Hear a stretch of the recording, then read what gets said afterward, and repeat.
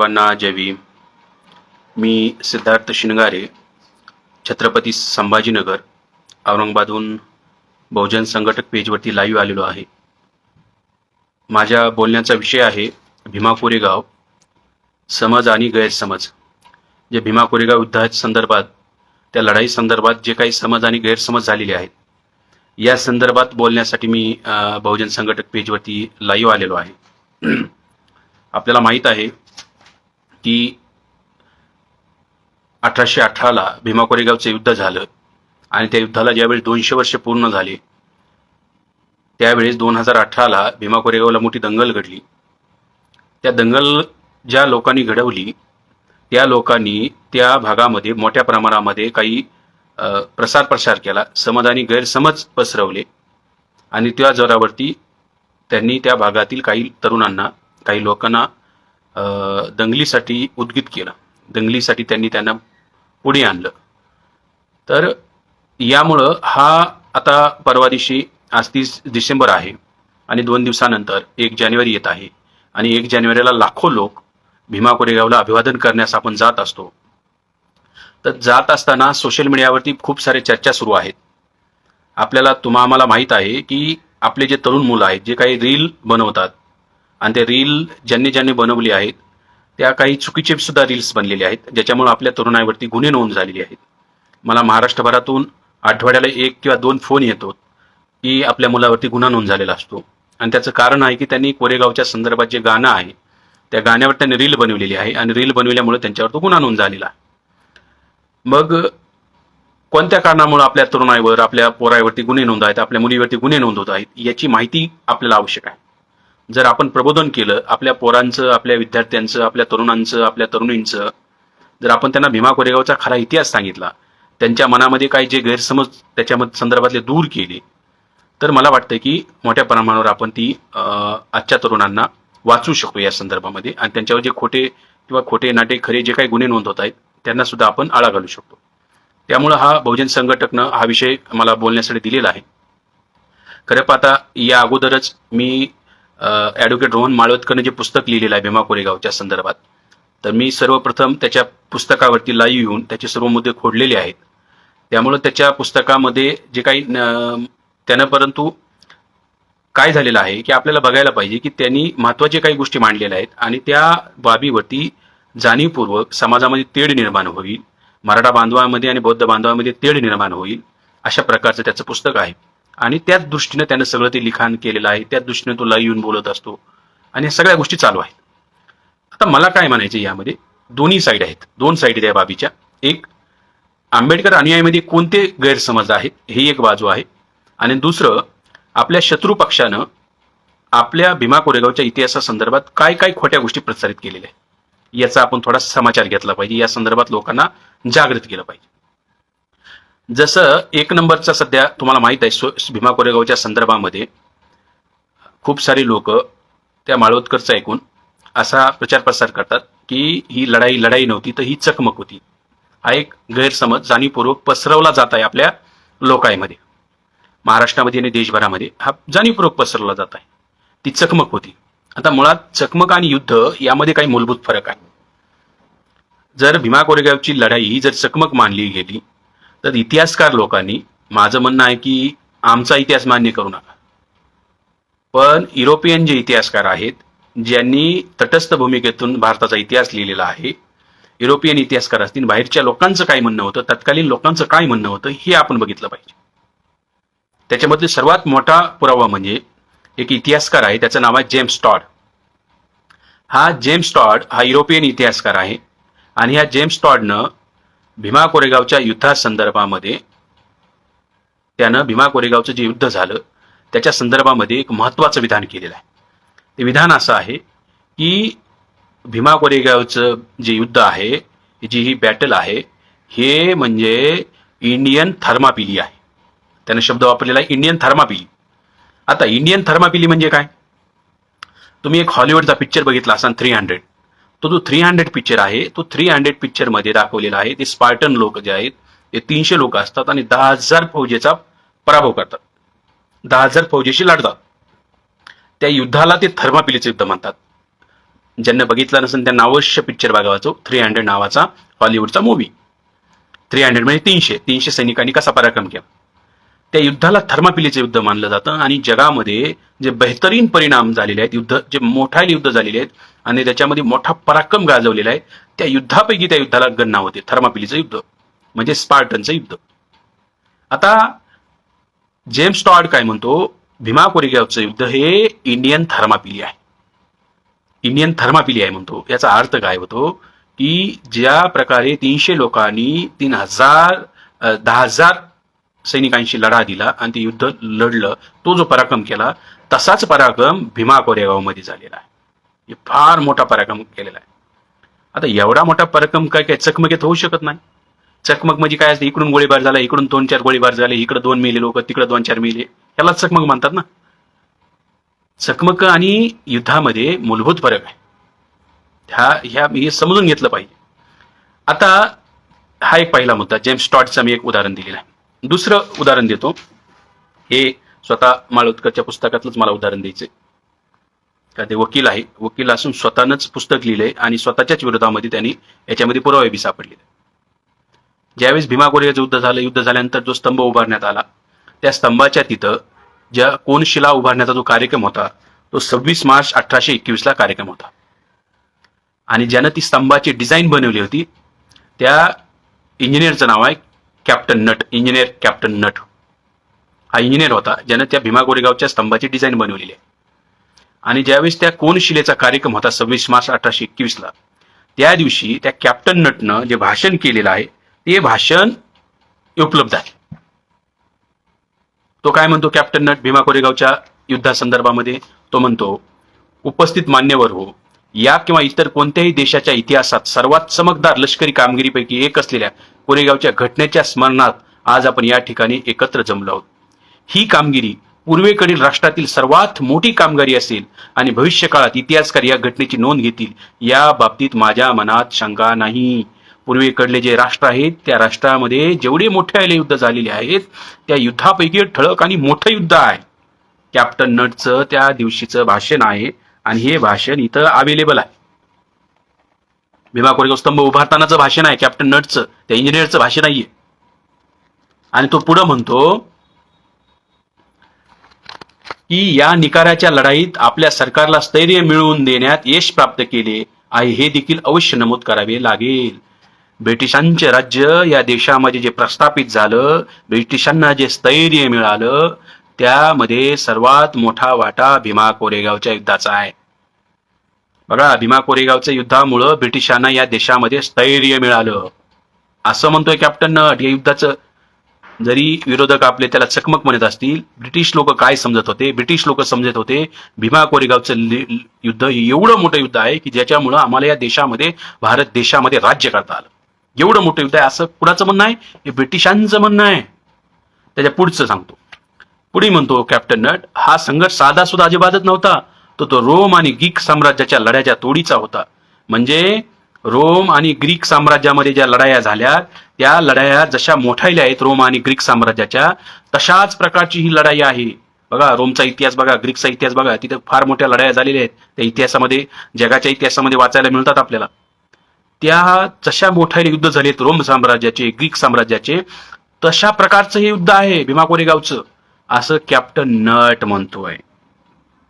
Captain nut म्हणतोय.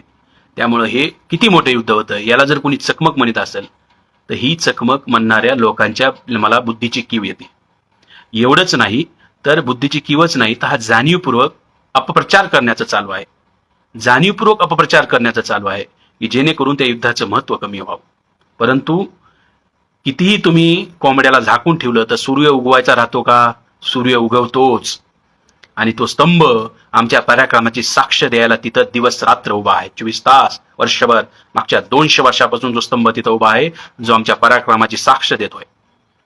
तिथं ते शौर्याचा जे आम्ही जो पराक्रम गाजवला तर आणि जी पेशव्यांना धूळ चारली त्याचा तो पुरावा आहे. आमचा इतिहास ब्राह्मणांनी या देशामध्ये कधीही लिहिला नाही, परंतु इंग्रजांनी ती लिहिल्यामुळं त्या स्तंभावरती आमचे नावं कोरलेले आहेत. जे शहीद झाले, जखमी झाले त्यांचे नावं आहेत. त्यामुळे जे लोक याला ये म्हणतात त्याला काहीही अर्थ उरत नाही. हा एक महत्वाचा मुद्दा आहे. तिसरा पुरावा देतो या संदर्भातला, तो आहे कमिशनर माउंटफोर्टचा. हे 1925चं मुंबईमध्ये, मुंबईचं जे विधानसभा आहे, मुंबईच्या असेंब्लीमध्ये एक माउंटफोर्ट नावाचे कमिशनर आहेत, ब्रिटिश अधिकारी आहेत, यांनी भाषण केलेलं आहे. ते भाषण काय आहे ते भाषण सांग. कोरेगावला जो जयस्तंभ उभारलेला आहे तो महाराणी गाजवलेल्या पराक्रमाचे जयचिन्ह होय. महार जातीनं जो पराक्रम गाजवला त्याचा ते जयचिन्ह आहे कोरेगावचा स्तंभ. आम्ही म्हणत नाही रे, हे ब्रिटिश लोक म्हणत आहेत महाराणी तिथं पराक्रम गाजवला. महाराणी जो पराक्रम गाजवला हे आमचं म्हणणं नाही, ब्रिटिशांचं म्हणणं आहे. महार लोक त्या लढाईत होते आणि त्यांनी शूरवीर पराक्रम गाजवला आणि त्याची साक्ष तो स्तंभ उभा आहे म्हणून. हे माउंट फोर्टचं भाषण आहे. हे भाषण सुद्धा या माळोदकरच्या पुस्तकात छापलेलं. बघा, माणूस मूर्ख असावा पण एवढा मूर्ख नसावा. हा माणूस वकील कसा हेच मला कळत नाही. स्वतःच म्हणतो चकमक आहे आणि माउंट फोर्टचं भाषण बी छापतो आणि या भाषणात स्वतः छापलंय आणि त्याने त्याच्या पुस्तकात लिहिले. या भाषणाला खरं मानता येणार नाही कारण हे युद्धाच्या 100 वर्षानंतर म्हणलेलं आहे. माउंट फोर्टचं जे म्हणणं आहे 1925 आहे, 100 वर्षानंतर बोललेलं आहे. मग प्रश्न आहे, अरे तुझं पुस्तक तर 200 वर्षानंतर आलं ना, तुला 100 वर्षानंतर लिहिलेलं बोललेलं तुला मानायचं नाही. आम्ही तुझं 200 वर्षानंतर लिहिलेलं का मानव? 200 वर्षानंतर तू बोलायलास ना, तुझं का आम्ही मानावं? हा एक महत्वाचा मुद्दा आहे. तर तोही मुद्दा आहे की त्यानं स्वतःच माउंट फोर्टचं भाषण छापलंय, त्यानं स्वतःच्या पुस्तकात कॅप्टन नटचं भाषण छापलंय, स्वतःच्या विरोधात पुरावे दिलेत, स्वतःच चकमक म्हणतो आणि त्या पराक्रमाबद्दल काय काय लोक म्हणले हे बी त्याने स्वतःच छापले. म्हणजे माणसानं वकील असं नसावं की स्वतःच्या विरोधामध्ये पुरावे उभा करावे. पण असा एकमेव पहिला वकील बघायलो मी की हा लढायलाय आणि स्वतःच्या विरोधात बी पुरावे लिहायला लागलाय. याचा अर्थ होतो ह्यानं ते लिहिलेलं नाही, त्याच्याकडून कुणीतरी लिहून घेतलेला आहे. ह्याच्यातून हा मुद्दा क्लिअर होतो. हा चकमकीच्या संदर्भातला मुद्दा. दुसरा मुद्दा आहे माझा, तो आहे या लढाईच्या संदर्भामध्ये ही लढाई अनिर्णायक राहिली असं त्याचं म्हणणं आहे. आता ते ज्यावेळेस म्हणत आहे की ही लढाई अनिर्णायक राहिली, तर माझं म्हणणं आहे की ही लढाई अनिर्णायक राहिली तर तो का म्हणत आहे? काही लोकांनी त्याच्या पुस्तकात, या पुस्तकात लिहिले की ही लढाई अनिर्णायक लढाई लढली. आता माझं त्यांना म्हणणं आहे की बघा, भीमा कोरेगावच्या लढाईच्या अगोदर ज्या काही छोट्या मोठ्या लढाया झाल्या त्या दरम्यान काय काय झालं. 1818च्या अगोदर 1817 आहे. 6 नोव्हेंबर, बघा 6 नोव्हेंबर 1817ला पहिल्यांदा येरवड्यामध्ये युद्ध झालं पेशव्यांचं आणि इंग्रजांचं. बघा तारीख वाईज सांगतोय, 6 नोव्हेंबर 1817 येरवड्याला युद्ध झालं. पेशवे हारले, परत वापस गेले शनिवारवाड्यावर. त्याच्यानंतर 6 नोव्हेंबर नंतर 11 दिवसांनी म्हणजे 17 नोव्हेंबरला दुसरं युद्ध झालं, ते खडकीला झालं. त्यामध्ये सुद्धा पेशवे आणि इंग्रजांचं युद्ध झालं. त्यामध्ये सुद्धा पेशवे हारले आणि पेशवे निघून गेले, हारून पळून गेले. आणि त्या 17 नोव्हेंबरला पेशव्यांचा जो पेशवा होता बाजीराव, दुसरा बाजीराव पेशवा, त्या दुसरा बाजीराव पेशव्याने पुणे सोडलं आणि तो पळून गेला तिथून, सगळ्या सैन्यानिशी पळून गेला. 17 नोव्हेंबर 1817. आता त्याच्यानंतर येतं 1 जानेवारी 1818, 1.5 महिन्यानं जवळपास. माझा प्रश्न आहे की जर भीमा कोरेगावचं युद्ध निर्णायक नाही, अरे निर्णय तर त्याच्या अगोदरच लागलाय 17 नोव्हेंबरलाच शनिवारवाडा सोडलाय दुसऱ्या बाजीराव पेशव्यांनी. दुसरा 17 नोव्हेंबर 1817ला तिथे युनियन जॅक फडकेलाय बाळाजी नातून. इंग्रजांचा जो झेंडा आहे त्याला युनियन जॅक म्हणतात, तो झेंडा शनिवार वाड्यावर 17 नोव्हेंबरलाच फडकला आहे, भीमा कोरेगावचं युद्ध होण्याच्या 1.5 महिना अगोदर. माळोदकर म्हणतो नाही निर्णायक नव्हता. अरे निर्णय अगोदरच लागला होता पेशव्यांचा, शनिवार वाडा गेला होता, निर्णय कसं नाही म्हणता येईल. त्याच्यानंतर तिसरं युद्ध झालंय ह्या मालिकेमधलं, खडकीचं पहिलं, नंतर येरवड्याचं पहिलं, दुसरं खडकीचं. आणि बाजीराव पेशवा पळून गेला, एवढा पळाला त्याच्या माग जेम्स जो आहे मिलिटरी कमांडर ब्रिटिशांचा, तो लागला होता आणि तो पुढे पळत होता. हा कॅप्टन जेम्स त्याच्या मागं होता. हा सगळा लपंडाव सुरू होता. पळत तो 1 जानेवारीला भीमा कोरेगावपर्यंत आला आणि त्या दिवशी इकडून शिरूरून सैनिक जे आला त्यांची ही भेट झाली आणि तिथं ते युद्ध झालं. आता मला सांगतो, त्या 1 तारखेच्या युद्धानंतर काय झालं बघा. 28,000 पेशवे होते हे ब्रिटिशांचं सैन्य आणि त्याच्यात युद्ध झालं. युद्धाच्या नंतर दुसऱ्या दिवशी तिथून 25,000 पेशवे पळून गेले भीमा कोरेगावच्या युद्धानंतर. आणि चौथं युद्ध शेवटचं झालं ते आष्टीजवळ, ते झालं होतं 20 फेब्रुवारी 1818. त्याच्या जवळपास 50 दिवसानंतर. त्या युद्धामध्ये पेशव्यांचा सेनापती बापू गोखले मारला गेला आणि बाजीराव पेशवा तिथूनही पळून गेला. एक मुद्दा बघा, भीमा कोरेगावच्या 1 तारखेच्या युद्धामध्ये 1 जानेवारीला जे युद्ध झालं त्यामध्ये पेशव्यांचं सैन्य होतं 28,000 आणि 20 फेब्रुवारीला जे युद्ध झालं शेवटचं त्याच्यामध्ये पेशव्यांचं सैन्य होतं फक्त 300. ब्रिटिशांचं सैन्य होतं 10,000, पेशव्यांचं सैन्य होतं 300. 300 लोकांना कापून टाकलं ब्रिटिशांनी, औषधाला माणूस ठेवला नाही. आता 300 लोक लढल्याच्या युद्ध हे का निर्णायक युद्ध आहे का? 1 जानेवारीला जे 28,000 लोकांची लढले, ते 28,000 लोक जे पळून त्याच्यातून 25,000 पळून गेले, 3,000 मारले गेले, जवळपास तिथं जखमी झाली काही, तर त्याच्यातले 25,000 त्या 3,000ची अवस्था बघून जे 25,000 लोक पळून गेले त्याच्यापैकी 50 दिवसामध्ये किती राहिले शिल्लक? फक्त 300. 25,000तून फक्त 300 शिल्लक राहिले, म्हणजे 24,700 लोक पळून गेले युद्ध सोडून, पेशव्यांना सोडून, घाबरून. 1 जानेवारीचा पराक्रम बघून पेशव्यांची मिलिटरी सोडून दिली, घरी निघून गेले, ते फरार झाले. त्यामुळं 1 जानेवारीचे युद्ध हेच निर्णायक युद्ध आहे. आज सर्वात महत्वाचा एव्हिडन्स सांगतोय तुम्हाला.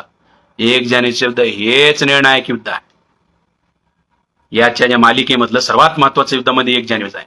आता प्रश्न आहे, जर खडकीला युद्ध झाले, येरवड्याला युद्ध झाले, भीमा कोरेगावला युद्ध झाले आणि आष्टीला झाले, इंग्रजांनी स्तंभ कुठं उभारला? इंग्रजांनी स्तंभ उभा केला कोरेगावच्या तिथे. कारण तो जो पराक्रम आहे तो पराक्रम महत्वाचा आहे. त्या पराक्रमासाठी या 4 युद्धापैकी सर्वात महत्वाचा जो पराक्रम आहे तो भीमा कोरेगावला झालेला आहे, म्हणून तिथं त्यांनी स्तंभ उभा केलेला आहे. बाकीच्या ठिकाणी स्तंभ नाही उभा केला, लक्षात घ्या. ते शूरवीरपणा जो लढाऊ बाणा आहे, जे भयानक युद्ध झालं ते तिथं झालेलं आहे. त्यामुळे तो एक मुद्दा आपण समजून घेतला पाहिजे. त्यामुळे ती लढाई हीच निर्णायक लढाई आहे, हा एक मुद्दा आहे. तिसरा अपप्रचार सुरू आहे की शिवाजी महाराजांचे जे वंशज आहेत आणि राजगादीवर त्या काळात जे राजे आहेत छत्रपती प्रतापसिंह भोसले, हे त्या काळामध्ये प्रतापसिंह भोसले जे आहेत, छत्रपती प्रतापसिंह भोसले हे भीमा कोरेगावच्या युद्धादरम्यान पेशव्यांच्या बाजूनं युद्धाच्या ठिकाणी कोरेगावला उपस्थित होते, असं या पुस्तकामध्ये माळवदकरनं लिहिलेलं आहे. आता हे अर्धवट माहिती आहे. काय छत्रपती शिवाजी महाराजांचे जे वंशज आहेत ते काय तिथं उपस्थित होते? ही गोष्ट बरोबर आहे. पण माळवदकरनं अर्धच सांगितलं, पूर्ण सांगतो. पूर्ण ही आहे की होते, परंतु ते बाजीराव पेशव्याच्या नजरकैदेत होते. दुसऱ्या बाजीराव पेशव्याच्या नजरकैदेत होते. कारण जे प्रबोधनकार ठाकरे आहेत, बाळासाहेब ठाकरेंचे वडील, यांनी हा इतिहास लिहून ठेवलाय. रंगोजी बापूजी नावाचं जे पुस्तक आहे त्या पुस्तकामध्ये त्यांनी हा छत्रपती प्रतापसिंह भोसलेंचा इतिहास लिहिलाय आणि त्यांनी लिहिलंय की भीमा कोरेगावच्या युद्धा अगोदर बाजीराव पेशव्यांनी काय केलं, तर ह्या छत्रपतीला, मराठ्यांच्या राजाला, शिवाजी महाराजांच्या वंशजाला जेलमध्ये टाकलं. वासोट्याचा जो किल्ला आहे त्या किल्ल्यामध्ये ठेवलं मराठ्यांच्या राजाला, या दुसऱ्या बाजीराव पेशव्यांनी. आणि दुसरा बाजीराव म्हणजे पेशव्यांनी काय केलं, तर मराठ्याच्या राजाला जेलमध्ये टाकलं. त्याच्या शिक्षणावर बंदी घातली. प्रतापसिंह भोसलेंच्या शिक्षणावर बंदी होती. त्यांची आई रात्री 2:30 वाजता त्यांना उठवायची, आनंदीबाई, आणि लिहायला वाचायला शिकवायची. परत 4 वाजता झोपवायची. का तर पेशव्यांच्या नजरेमध्ये हे येऊ नाही बाब. एका राजालाच्या शिक्षणावर बंदी होती पेशव्यांच्या काळात. मी महारामांगाची गोष्ट बोलत नाही, मी मराठ्यांच्या राजाची कहाणी सांगतोय. मराठ्याच्या राजाला शिकू दिलं नाही या पेशव्यांनी, छत्रपती प्रतापसिंह भोसलेंना शिकू दिलं नाही. त्यामुळे प्रतापसिंह भोसलेंनी इंग्रजांशी गुप्त पत्रव्यवहार केला होता की मला यांनी नजरकैदेत टाकलेला आहे, डांबलेला आहे, मला सोडवा तुम्ही. आणि म्हणून दुसऱ्या बाजीराव पेशवाला वाटलं की हे जर इंग्रजांच्या तावडीत इंग्रजांना सापडले तर अवघड होऊन जाईल, म्हणून तो घेऊन फिरत होता. ज्यावेळेस त्यानं सोडलं 17 नोव्हेंबरला शनिवारवाडा सोडला, त्याच्यानंतर त्यानं प्रतापसिंह जिथं होते वासड्याच्या किल्ल्यातून ताब्यात घेतले आणि फरफटत त्यांना तो सोबत घेऊन जात होता. भीमा कोरेगावच्या युद्धाच्या दरम्यान प्रतापसिंह छत्रपती तिथं उपस्थित होते, परंतु ते पेशव्यांच्या नजरकैदेत होते. हे सांगत नाही माळवदकर. अरे माळवदकर स्वतःला मराठा म्हणतो ना, हे बी सांग ना मग. मराठ्याच्या राजाला ब्राह्मणांनी पेशव्यांनी डांबलं होतं म्हणून सगळाच खरा इतिहास काढा ना बाहेर. मग हा अर्धवट माहिती सांगायची. अर्धवट का सांगायची? दंगली पेटवायच्या त्यांना, चुकीच्या माहिती सांगून लोकांमध्ये संभ्रम निर्माण करायचा आहे. हा खरा इतिहास आहे. हा प्रबोधनकार ठाकरेंनी त्यांच्या रंगोजी बापू नावाच्या पुस्तकामध्ये लिहून ठेवलाय. ज्याला वाचायचं असेल त्याने ते वाचावं. त्याच्यामध्ये हा सगळा इतिहास आहे. आता पुढे तुम्हाला खास गोष्ट सांगतो की बघा, भीमा कोरेगावचं युद्ध झाल्यानंतर प्रतापसिंह भोसले संदर्भामध्ये महत्वाचं याने स्वतःच या पुस्तकामध्ये, माळोदकरच्या पुस्तकामध्येच आहे. काय बाब आहे बघा, महत्वाची बाब आहे. ती महत्वाची बाब काय की जो जनरल स्मिथ होता, जो पेशव्यांना त्यांना हरवलं आष्टीला 20 फेब्रुवारीला, 300 लोकांना कापून काढलं, तिथून बाजीराव पळून गेला. आता तिथं प्रतापसिंह जे भोसले आहेत, भीमा कोरेगावच्या युद्धानंतर प्रतापसिंह भोसले हे इंग्रजांच्या हाती लागले. आता मराठ्यांचा राजा इंग्रजांच्या हाती लागल्यानंतर इंग्रजांनी काय केलं, तर इंग्रजांनी एक पत्र पाठवलं. त्या जनरल स्मिथनं पत्र पाठवलं. ते पत्र आहे. तो पत्रात काय म्हणतो, जनरल स्मिथने लिहिलेल्या 21 फेब्रुवारीच्या पत्रात म्हटले की, बघा 20 फेब्रुवारीला युद्ध झालं शेवटचं, आणि 21 फेब्रुवारीला पत्र लिहिलं. त्या पत्रात काय म्हणतो, सातारचे छत्रपती, त्यांचा भाऊ आणि मातोश्री, बघा सातारचे छत्रपती, त्यांचा भाऊ आणि मातोश्री यांची पेशव्यांपासून सुटका करून छावणीत सुरक्षित आणण्यात आल्याचे कळविताना मला अत्यंत समाधान आहे. म्हणजे काय, पेशव्यांच्या तावडीतून इंग्रजांनी सोडलंय मराठ्याच्या राजाला. भीमा कोरेगावच्या युद्धाचा परिणाम काय झाला, परिणाम नंबर 1, महत्वाचा परिणाम सांगतो. तो परिणाम म्हणजे, भीमा कोरेगाव युद्धाचा परिणाम म्हणजे महत्वाचा परिणाम आहे की मराठ्याच्या राजाची जेलमधून पेशव्यांच्या तावडीतून सुटका झाली. हे इंग्रजांनी लिहून ठेवलंय. बरं, एवढंच नाही केलं तर इंग्रजांनी त्यांना परत साताऱ्याला नेलंय आणि 10 एप्रिल 1818 छत्रपतींचा परत तिथं त्यांना राज्याभिषेक केलाय, गादीवर बसवलंय. तर छत्रपतींना परत राज्याभिषेक केला इंग्रजांनी, गादीवर बसवलंय त्या भीमा कोरेगाव युद्धानंतर. भीमा कोरेगावच्या युद्धाचा परिणाम काय, पेशवाई नष्ट झाली आणि मराठ्यांचा राजा परत गादीवर बसला. छत्रपती गादीवर बसलेले आहेत, हे लक्षात घ्या. भीमा कोरेगावच्या युद्धाचा परिणाम. अरे माळवदकर, तू स्वतःला मराठा म्हणतो, अरे छत्रपतींचे जर तुम्ही हे असताल, छत्रपतींचे वारसदार असताल, छत्रपतींच्या विचारांचे असताल, तर हे मांडणं, पेशवाई गेली आणि पेशवाईमुळं, पेशवाई नंतर तुम्ही आनंद उत्सव केला पाहिजे की राजा गादीवर बसला मराठ्यांचा आणि पेशवाई बुडाली. हे का कमी? या संदर्भामध्ये मात्र आपल्याला जाणीवपूर्वक संभ्रम निर्माण केला जातो. त्यामुळे ही गोष्ट मी डिटेलमध्ये मांडलेली आहे. आता यानंतरचा त्यांनी म्हणजे प्रतापसिंह भोसले नंतरचा जो मुद्दा आहे, तो मुद्दा आहे की त्या माळोदकरने आणखी एक म्हणलेला आहे की भीमा कोरेगावचं युद्ध हे पेशवे विरुद्ध इंग्रज युद्ध नाही, तर ते मराठा वर्सेस इंग्रज आहे.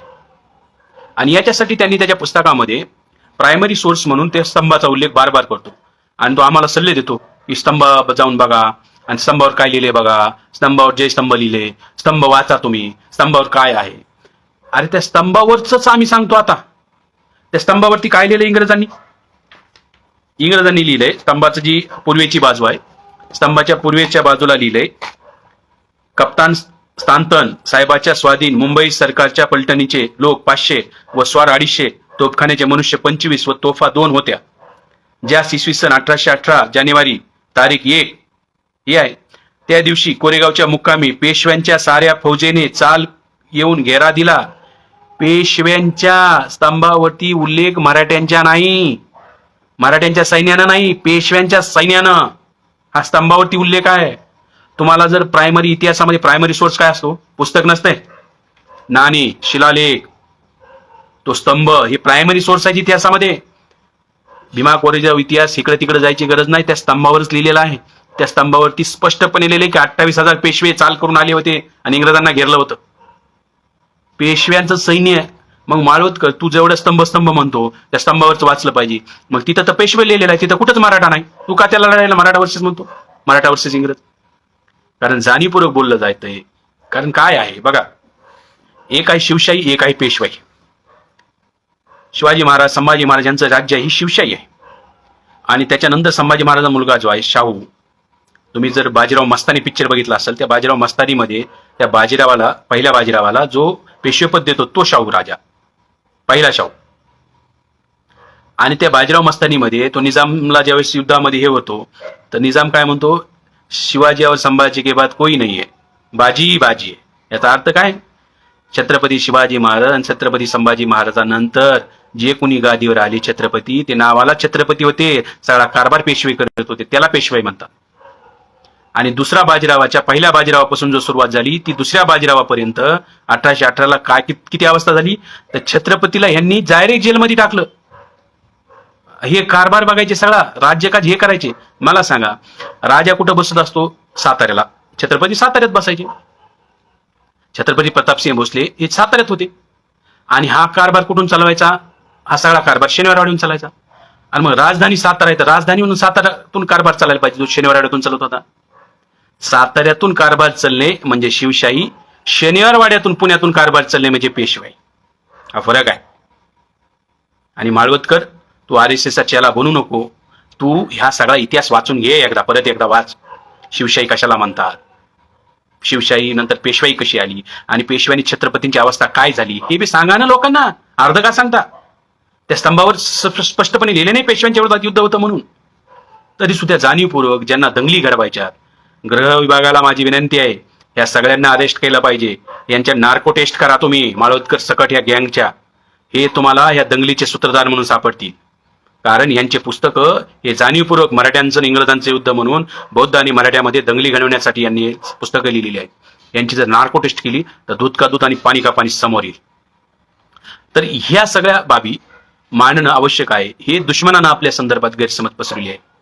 आता आपल्या समाजामध्ये आंबेडकर अनुयायीमध्ये काय गैरसमज आहे या संदर्भात थोडं बोलन आणि थांबल. आंबेडकर अनुयायीमध्ये काय गैरसमज आहेत? पहिला गैरसमज आपल्या लोकांमध्ये आहे की ही लढाईमध्ये महारेजिमेंट होती. तर ही महारेजिमेंटनं लढलेली लढाई नाही, ती इंग्रजांनी लढाई लढलेली आहे. आणि इंग्रजांच्या वेळेस महारेजिमेंट त्या काळात नव्हती. महारेजिमेंटची निर्मिती 1942ला बाबासाहेब आंबेडकर मिनिस्टर झाल्यानंतर झालेली आहे. 1942ची घटना आहे ती. आणि ही जी लढाई 1818ची, तर जी लढाई ज्या तुकडीने ती लढाई लढली त्याच्या 3 गोष्टी होत्या. एक, Bombay native infantry. Bombay native म्हणजे मूळचे, बॉम्बे म्हणजे मुंबई, म्हणजे मुंबईच्या मूळच्या लोकांची तुकडी. ते बॉम्बे नेटिव्ह इन्फंट्री आहे, हे एक लक्षात घेतलं पाहिजे आपण. बॉम्बे नेटिव्ह इन्फंट्रीने ती लढलेली आहे, ती महारेजिमेंटला लढलेली नाही. तर आपल्या लोकांनी ते एक टाळलं पाहिजे की महारेजिमेंट नंतर आहे. हा, महारेजिमेंटचा आणि बॉम्बे नेटिव्ह भीमा कोरेगावचा ह्याचा एक संबंध आहे. माळवतकर म्हणतो की महारेजिमेंटचा आणि भीमा कोरेगाव युद्धाचा संबंध नाही. तुम्ही जर महारेजिमेंटचा लोगो बघितला ना, त्या लोगोवरती भीमा कोरेगावचा स्तंभ आहे. ज्यावेळेस ब्रिटिशांनी 1942ला महारेजिमेंट बनवली तर महारेजिमेंटचा एक लोगो तयार केला आणि त्या लोगोवर भीमा कोरेगावचा स्तंभ आहे. अरे बाबा, आमची ती शौर्य गाथा आहे. महारेजिमेंट ज्यावेळेस ब्रिटिशांनी बनवली त्यावेळेस भीमा कोरेगावचा स्तंभ त्या लोगो टाकला ना, ते आम्ही लढाई लढलो म्हणून तर टाकला ना. आमचा संबंध नाही कसं काय म्हणतो तू? मग ब्रिटिशांनी भीमा कोरेगावच्या स्तंभाचा लोगो महारेजिमेंटला 1942ला जो बनला लोगो त्याच्यामध्ये का टाकला स्तंभ? याचं उत्तर द्यायला पाहिजे. मग तो त्या स्तंभ लोगोमध्येच आहे आणि तो लोगोही छापलाय. लोगो सुद्धा याने लिहिलंय, याच्या पुस्तकात बी मांडलेला आहे की महारेजिमेंटच्या लोगोमध्ये भीमा कोरेगावचा स्तंभ आहे. म्हणजे माणसाने ते मूर्ख असावं पण एवढं मूर्ख नसावं हे मला वाटतंय. परंतु आपल्या लोकांनी महारेजिमेंटनं ती लढाई लढलेली नाही, तर बॉम्बे नेटिव्ह इन्फंट्रीनं लढलेली आहे, हे एकदा क्लिअर असलं पाहिजे. दुसरं कन्फ्युजन आपल्या लोकांनी टाळलं पाहिजे ते म्हणजे त्या लढाईमध्ये 500 वर्ष 28,000 अशी जी आपण एक मांडणी करतो. त्या स्तंभावरती स्पष्टपणे लिहिलेलं आहे, स्तंभाच्या पूर्व बाजूला जे स्तंभाच्या 4 पाट्या कोरलेल्या आहेत, ब्रिटिशांनी स्तंभ बनविताना त्या 4 पाट्यावरती इतिहास लिहिलेला आहे. काही वाचू नका तुम्ही. भीमा कोरेगाव समजून घेण्यासाठी, ते युद्ध समजून घेण्यासाठी ज्यावेळी तुम्ही कोरेगावला जाल त्यावेळी त्या 4 साईडच्या पाट्या वाचा, ते स्तंभलेख वाचा. त्या स्तंभलेखावरच सगळा इतिहास आहे. त्या स्तंभलेखावर काय आहे? त्यांनी लिहिले की ब्रिटिशांचं सैन्य किती होतं, त्याच्यात लिहिले 500ची पैदळ तुकडी होती ज्याचं नाव होतं बॉम्बे नेटिव्ह इन्फंट्री. हे झाले 500. एक घोडदळ होतं 250 लोकांचं, त्याचं नाव आहे पुणे ऑक्झिलरी हॉर्स. हे 250 लोकांचं घोडदळ. आणि 2 तोफा होत्या ज्याच्यासोबत सैन्य होतं 25. 500, 250, 750 आणि 25 झालं 775. हा स्तंभावरचा आकडा आहे. मी माझ्या मनाचा नाही, हा स्तंभावरती आकडा आहे. बॉम्बे नेटिव्ह इन्फंट्रीचे 500, पुणे ऑक्झिलरी हॉर्सचे 250 आणि 25 मद्रास आर्टिलरीचे असे 775 वर्सेस 28,000. 28,000 पेशवे होते. हा सुद्धा आकडा स्तंभावरती आहे. हे स्तंभावरचा आकडा मी सांगाल. हे ब्रिटिशांच्या याच्यामध्ये बी आहे, सॉरी ब्रिटिशांच्या लेटरमध्ये बी आहे. पण स्तंभावरती जो ब्रिटिशांचा आकडा आहे तो आहे 775. त्यामुळे आपण 500 विरुद्ध 28,000 ही जी 500 म्हणतो त्याला थोडं टाळलं पाहिजे. ही लढाई आहे 775 विरुद्ध 28,000. ही एक्झॅक्ट अशीच लढाई आहे. हे स्तंभावरती कोरलेलं आहे. हे एक मला सांगायचं आहे. त्यामुळे आपल्या लोकांनी मग गणित केले, 28,000 भागिले 500, मग उत्तर येतं 56, मग तो यासारखे 56 बघितले. असं फार मग रामायण महाभारत आपल्या लोकांनंतर जोडलेलं आहे. ते थोडं टाळलं पाहिजे. का टाळलं पाहिजे? की आपण बाबासाहेब आंबेडकरचे अन्वय आहेत, आपण बुद्धाचे अन्वय आहेत. आपण सत्याला सत्य म्हटलं पाहिजे, असत्याला असत्य म्हटलं पाहिजे. जे सत्य आहे ते आम्ही स्वीकारायला तयार आहे. स्तंभावरती आकडा जो आहे तो आम्ही मानायला तयार आहे. जो स्तंभ सांगेल तो आमचा इतिहास फायनल. आम्ही कोणाचंच मानणार नाही. स्तंभावर काय लिहिले ते आम्ही मानू. हा एक महत्वाचा मुद्दा आहे. तिसरं कन्फ्युजन आपल्या लोकांमध्ये हे आहे. ते कन्फ्युजनमध्ये ते जे 500 लोकांची जी तुकडी आहे ज्याचं नाव बॉम्बे नेटिव्ह इन्फंट्री आहे, ते सगळे महार होते असे एक आहे. त्याच्यामध्ये महार बहुसंख्याक होते ही गोष्ट खरी आहे. कारण स्तंभ परत मी सांगतो बघा, स्तंभावरती तुम्ही स्तंभलेख वाचा, त्याच्यामध्ये शहीद लोक आणि जखमी लोकांचे नाव आहे. आम्ही ते कास्टवाईज जर काढले तर 23 महारांचे नाव आहे. त्याच्यामध्ये 20 शहीद, 3 जखमी. मुसलमानांचे 33 नाव आहेत, 20 शहीद, 13 जखमी. स्तंभावरचं बोलतोय मी. आदिवासींचे 4 नाव आहेत. रामोशी जातींचं नाव आहे. माळी जातीच्या गोरेंचं नाव आहे. मराठा जातीचे 8 नाव आहेत. म्हणजे बाकीच्या जर सोडल्या, मराठा, बौद्ध आणि महार आणि मुसलमान जर सोडले तर बाकीचे ज्यांना आपण आज ओबीसी म्हणतो किंवा मराठा म्हणतो, त्या ओबीसी मराठ्यांचे स्तंभावरती टोटल नाव आहेत 78 78 नावं आहेत. आता मला सांगा, महारांचे 23 नावं स्तंभावर आहेत, शहीद आणि जखमींचे 33 मुसलमानांचे नाव आहेत, मराठा ओबीसींचे 78 नावं आहेत. आपणच 500 महार होतो. हा अट्टाहास आपण सोडला पाहिजे. उलट मी तुम्हाला हे सांगतोय, उलट प्रचार असा केला पाहिजे. त्याच्यात आदिवासी 4 नाव आहेत, त्याचा नाव उल्लेख आहे. आदिवासींनी बघा, त्या स्तंभावर आदिवासी आहेत, स्तंभामध्ये दलित आहेत म्हणजे SC आहे, ST आहे. भटके मुक्तांचे नाव आहेत म्हणजे भटके मुक्त आहेत. ओबीसींचे नाव आहेत, मराठ्यांचे नाव आहेत, मुसलमानांचे नाव आहेत. अरे ज्यांना बहुजन म्हणतो ना आपण, जे बहुजन राजकारण आपले लोक जे करतात त्या बहुजन कन्सेप्टला घेऊन ते सगळे बहुजन आहेत ना.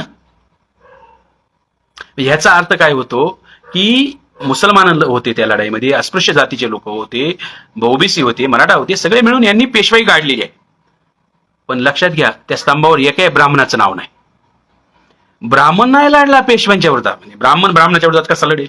त्या स्तंभावरती एकही ब्राह्मणाचं नाव आहे. 2 यहुद्यांचं नाव आहे पण ब्राह्मणाचं नाही. तर ही एक महत्वाची गोष्ट आपण समजून घेतली पाहिजे की वेगवेगळ्या जातींचे लोक होते. त्यामुळे स्तंभ कुणाचा? स्तंभ सगळ्यांचा, बहुजनांचा स्तंभ. सगळ्यांनी मिळून पेशवाई काढली. का असं म्हणलं पाहिजे? कारण आज जी पेशवाई आपल्याकडे यायला लागली, आजची जर पेशवाईची काढायची असेल तर फक्त महार म्हणजे आताचे बौद्ध नाहीत काढू शकत, तर सगळ्यांना आपल्याला गोळा करावा लागल.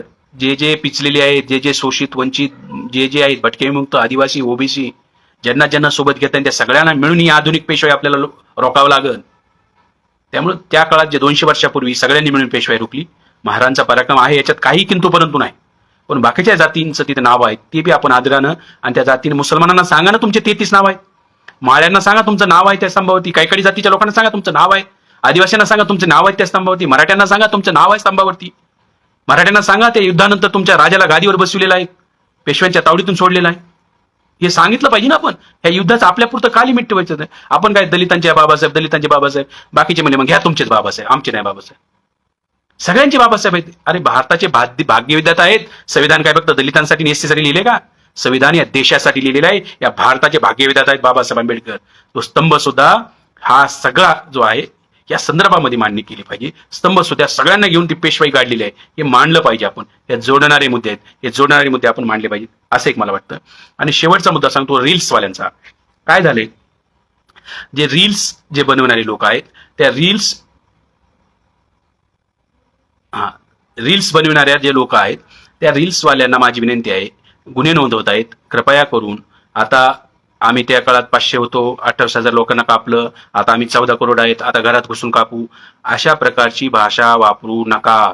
आपल्या पोरावरती गुन्हे नोंद होत आहेत, अशा प्रकारचं जाणीवपूर्वक आपण ते टाळलं पाहिजे. का टाळलं पाहिजे? कारण आपल्या गायक लोकांनी सुद्धा गाणी लिहिली. 528,000 कापले, उभे कापले, आडवे कापले, तिरपे कापले, मुंडकं उडालं, तुरा उडाला. ते थोडं बंद केलं पाहिजे. का बंद केलं पाहिजे? आपल्या इनोसंट पोरावरती गुन्हे नोंदवत आहेत आणि आपल्या पोरावरती जे गुन्हे नोंदवत आहेत त्यांचे मला फोन येत आहेत संपूर्ण महाराष्ट्रभरामधून. ते चांगली बाब नाही. काय मी तुम्हाला सांगतो, बघा 1 जानेवारीला 28,000 मारले म्हणण्यात काय दम आहे? काय झालं होतं, 3,000ची जी अरब तुकडी आहे, 1,000 ती गावामध्ये आली होती आणि 25,000 तुकडी नदीच्या पलीकडे होती. त्या 3,000 लोकांचे एवढे हाल झाले 1 जानेवारीला, तर ते पळून गेले अक्षरशः. आणि त्यांचे हाल बघून 25,000 लोक माग पाय लावून पळून गेले. आमच्या लोकांनी गाणं म्हणलं पाहिजे, अरे 775चा पराक्रम बघून काय झालं, 25,000 लोक पेशवे पाय लावून पळून गेले. पाय लावून पळून गेलं हे लिहिलं पाहिजे आपण. पेशव्यांनी पाय लावून पळून गेले लिहा, हे गायक लोकांनी लिहिलं पाहिजे. कारण काय होतंय, पाय लावून बघा ती कापले गेले तर त्यांचं वीरमरण झालं ना. उलट ते पाय लावून पळून गेले म्हणणं हे भित्रेपणाचं लक्षण आहे, पेशव्यांच्या भेकडपणाचं लक्षण आहे की आमचा पराक्रम बघून ते पळून गेले 25,000.